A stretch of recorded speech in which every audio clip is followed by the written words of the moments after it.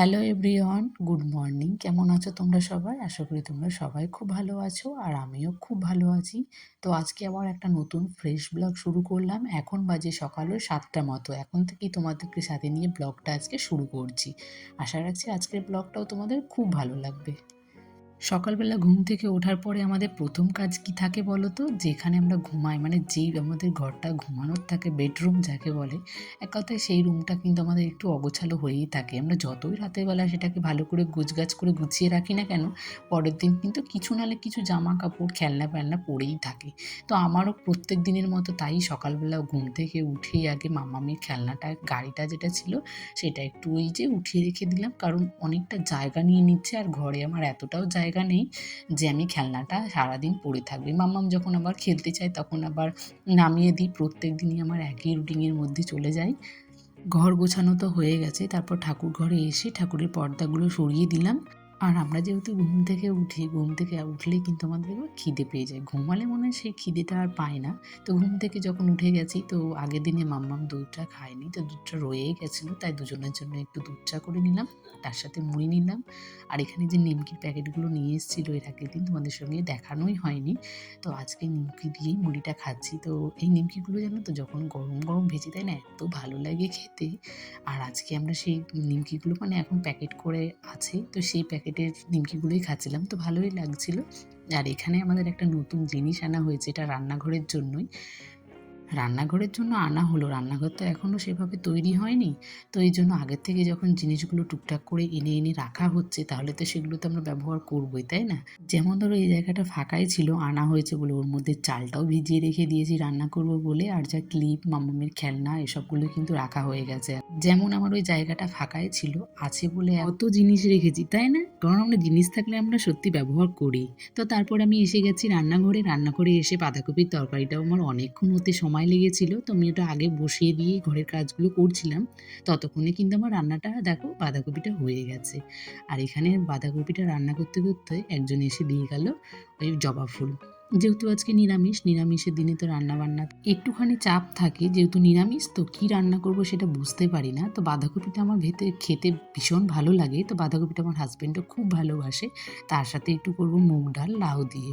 তো এটা আমি এখানে আমার শ্বশুরবাড়িতে এসে প্রথম খেয়েছি। আমার বাপের বাড়িতে এসব খাবার আমি খাইনি। কিন্তু এখন আমি নিজেই সেটা রান্না করে আজকে করেছিলাম। ভীষণ ভালো লাগছিল খেতে। এই যে লাউগুলো ডুমো ডুমো করে একটু কেটে নিয়েছি, আর ওদিকে মুগ ডালটা ভালো করে ভেজে নিয়েছি, ভেজেই জল দিয়ে দিয়েছি। এবার যখন মুগ ডালটা একটু ফুটে উঠেছে, তখন কিন্তু আমি লাউগুলো সব দিয়ে দিয়েছি। তো ভেবেছিলাম যে লাউয়ের থেকে মনে হয় আমার ডালের পরিমাণটা কম হয়ে যাবে, কিন্তু হওয়ার পরে দেখলাম না, ঠিকই আছে। দুটোই পরিমাণ বেশ ভালোই ছিল, তো খেতেও দারুণ হয়েছিল। তার সাথে কিন্তু এই বেগুনগুলো দেখো, একজন আমাকে দিয়ে পাঠিয়েছিল। দিয়ে পাঠানোর পরে ভেবেছিলাম যে বেগুনগুলো এতটাও হয়তো ভালো খেতে হবে না, কিন্তু সত্যি বিশ্বাস করো, বেগুনগুলো এত ভালো খেতে হয়েছিল যে আমরা বেগুন খুব একটা আমার ভালো লাগে না, ওই পোড়া হলে একটু ভালো লাগে, কিন্তু বেগুন ভাজিটা যে এত ভালো হয়েছিল, একটু লবণ দিয়েছি, হলুদ দিয়েছি, তার সাথে কিন্তু চিনি দিয়েছি। এবার চিনি ছাড়া কিন্তু বেগুন ভাজা বলো, তার সাথে ওই যে বাঁধাকপির তরকারি করেছি, এগুলো হয় অসম্পূর্ণ আমার মনে হয়। কারণ একটা চিনি দিলে না, একটা বেশ ভালো লাগে খেতে, সব তরকারিতে না, মানে যেগুলোতে প্রয়োজন সেগুলোতে দিলে কিন্তু ভালোই লাগে। আর যেহেতু কি বলো তো, এখনো ডালটা হচ্ছে, তো তাই বেগুনটা আগে থেকে মাখিয়ে রাখলাম, তাহলে বেগুনের মধ্যে বেশ ভালো লবণটা ঢুকে গেলে ভালোই লাগে খেতে। তো এই জন্য আমি বেগুনটা মাখিয়ে আর যে বাকি কাজগুলো ছিল সেগুলো একটু কমপ্লিট করে নিচ্ছি। যেমন সকালবেলা মা জল ভরেছে, তো বোতলগুলো এখনও তোলা হয়নি। তো ভাবলাম যে রান্নাবান্না যখন এখনও হচ্ছে টুকটুক করে, আশেপাশে যে কাজগুলো আছে সেই কাজগুলো আমি অল্প অল্প করে নিই। আর এখানে আমার কাজ করতে করতে ডালটাও হয়ে গেছে, তো একটু জিরে ফোড়ন দিয়ে ডালটা দিয়ে দিলাম।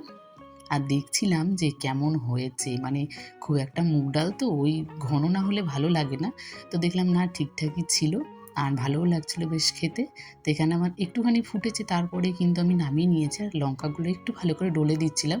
আর মাম্মামকে এখন জানো তো একটু টুকটুক করে ঝালগুলো খাওয়ানোর চেষ্টা করছি, কারণ মাম্মাম আস্তে আস্তে বড় হচ্ছে, আর সবসময় ওকে রান্না, মানে এক্সট্রা রান্না করে খাওয়ানো যাবে না। 2 দিন থেকে কিন্তু আর মাম্মামের জন্য আমি এক্সট্রা করে রান্না করি না, আমি যা রান্না করি তাই কিন্তু মাম্মামকে এখন খাওয়াই। যেমন বেগুন ভাজাটা মাম্মামের মুখে খুব ভালো লেগেছে, ওই ডাল দিয়ে আর বেগুন ভাজা দিয়েই মাম্মাম খেয়েছে। তো আজকেও আমি আর কিছু রান্না করিনি ওর জন্য। তো আজকের যা রান্না করেছিলাম তাই খাইয়েছি। দেখছি মাম্মাম আস্তে আস্তে খেয়ে নিচ্ছে। দুটো একটা দিন অসুবিধা হবে, তারপরে হয়তো ঠিক হয়ে যাবে। তো এটা আমি নিজের থেকে পরিবর্তনটা করলাম। আর আমার মা বলতো নাকি আমরা ছোটোর থেকেই সেই ঝাল খেয়ে একই রকম তরকারি খেয়েই কিন্তু আমরা বড় হয়েছি, কিন্তু আমাদের বেলায় মানে আমাদের বাচ্চার ব্যাপারে আমরা কিন্তু সেই রিস্কটা নিইনি। প্রথম থেকেই কিন্তু আমরা অন্য কিছু একটু বানিয়ে খাওয়ার, তারপর ওর জন্য এক্সট্রা করে খাবার বানিয়ে খাওয়ানোর অভ্যাসটা কিন্তু আমরা মায়েরা নিজেরাই তৈরি করি। একটা দিন শেষে কিন্তু আমরা বুঝতে পারি যে এটা আমাদের কিন্তু খুব বড় ভুল হয়ে যাচ্ছে। তখনই কিন্তু আমরা একটু একটু করে চেঞ্জ করার চেষ্টা করি। যেমন এখন আমি বুঝতে পেরেছি না, প্রত্যেক দিনটা ওর জন্য একটা করে এক্সট্রা তরকারি করা মানে হচ্ছে অনেকটা সময়ের ব্যাপার। তার মধ্যে ও বড় হচ্ছে, আমারও তো এক্সট্রা অনেক কাজ থাকে। এখন না হয় কাজ নেই, ওকে যখন স্কুলে দেবো, স্কুলের কাজ, পড়াশোনা অনেক কাজ বেড়ে যাবে। আর একটা অভ্যেস যখন হয়ে যায় না একটা দিনে, তখন কিন্তু চেঞ্জ হয় না। এখন থেকে যদি ছোট আছে, এখন থেকে যদি আমি অল্প অল্প করে চেঞ্জ করি, তাহলে কিন্তু অনেকটা চেঞ্জ হয়ে যায়। তোমাদের সাথে কথা বলতে বলতে কিন্তু আমার রান্নাটাও কমপ্লিট হয়ে গেছে। তারপর বাইরে যে কাজবাজগুলো ছিল সেগুলো আমার কমপ্লিট হয়ে গেছে। এখন আমি এখানে এসে ঘরটা বারান্দাটা মুছে নিলেই আমার সব কাজ কিন্তু কমপ্লিট হয়ে যাবে। যে ঘরটা মুছে নেব, আর এখন একটু ফ্যান না দিলেও কিন্তু ঘরটা শুকিয়ে যায়। যদিও আমি একটু ঘরের কাজ আছে, তো এই জন্য ফ্যানটা দিয়েই কিন্তু ঘরটাকে তাড়াতাড়িভাবে শুকিয়ে নিলাম। মানে এই শীত পড়াতে আমি কখনো কিন্তু ফ্যান চালিয়ে সেভাবে ঘরটা শুকাইনি, কিন্তু এখন এমনিতেই শুকিয়ে যায়। যদিও আমার ঘরে একটু তাড়াহুড়ো আছে, মানে ঘরের মধ্যে কাজ আছে। সবার কথাই শুনে এসেছি না, ওই মেয়েদের একটা ভাগ্য, যদি তোমার সাথ দেয় আর ভাগ্য যদি তোমার ভালো হয়, তাহলে কিন্তু তোমার সব কিছুই ভালো। একটা বাড়ির মেয়ে থেকে কিন্তু আমরা একটা বাড়ির বউ হয়েছি। একটা বাড়ির বউ যখন সবকিছু মুখ বন্ধ করে সহ্য করে নেয়, তখন কিন্তু সেই বাড়ির বউটা খুব ভালো হয়। আর যখন সেই বউটাই যখন প্রত্যেক কথায় উত্তর দিতে থাকে, তখন কিন্তু সেই বউটাই কিন্তু দিন শেষে খারাপ হয়ে যায়। কারণটা হচ্ছে সেই বাড়ির স্বামীটাই কিন্তু শ্বশুর বাড়ির পক্ষ নেয়, তার বউয়ের পক্ষ নিয়ে কোনো কথা বলে না। সেই জন্যই কিন্তু সবাই এত সাহস পায়।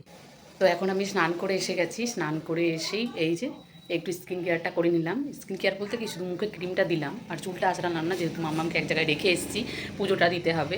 তো এখন আগে পুজোটা দিয়ে নেবো তারপর। তো এই যে দেখো আমার চোখের কোণাতে যে এখানে কিসে কামড়ে ফুলিয়ে দিয়েছে স্নান করতে গিয়েই। আর একটা মাছিতে খুব বিরক্ত করেছিল, মনে হয় মাছিটাই কামড়েছে। তো এখন পুজোটা দিয়ে নেব, তারপর মাম্মাম আসার পরে তখন গায়ে হাতে ক্রিমগুলো মাখবো। মাম্মামকে ঘুম পাড়িয়ে 12টা বেজে গেছে। তো এখন পুজোটা দিয়ে নেবো। বাসন টাসন সব মেজে রেখেছি, রেডি করা আছে, শুধু জাস্ট পুজোটা দিয়ে দেবো, তাহলেই হয়ে যাবে। স্নান করে এসে গেছি, আর তার সাথে যে তুলসী পাতা ছিল সেগুলো তুলে নিয়ে রেখেছি। আমি একসাথে অনেকগুলো তুলসী পাতা তুলে রাখি, কারণ প্রত্যেক দিন নাকি তুলসী পাতা তুলতে নেই, তাই আমি একদিনেই তুলে রাখি। আর এখানে নকুলদানাগুলো শেষ হয়ে গেছিলো, তাই ওকে বললাম যে তুমি এনে দাও, কারণ আমি তো দোকানে যাই না। পুজোটা দেওয়া হয়ে যাবে, তারপর মাম্মামকে আমি খাইয়ে ঘুম পাড়িয়ে দেবো। তারপর আমার দুপুরবেলা আমার একটু কিছুটা সময় আমার নিজের জন্য রাখি, আর ভিডিও এডিটের জন্য রাখি। তো সেই সময়টা আমি একটু সময় কাটিয়ে নেব। তারপর মাম্মাম ঘুম থেকে উঠবে, ওকে খাইয়ে দাইয়ে একটু মাঠে পাঠাবো, তারপর বিকেলের কাজগুলো করব। এই হয় আমার প্রতিদিনের রুটিন। আজকের মতো ভিডিওটা আমি এখানেই শেষ করছি। ভিডিওটি ভালো লাগলে সবাই একটা করে লাইক করে কমেন্ট করো, আর নতুন বন্ধুরা এসে থাকলে চ্যানেলটিকে সাবস্ক্রাইব করে দিয়ে দেখা হবে আবার একটা নতুন ভিডিওর সাথে।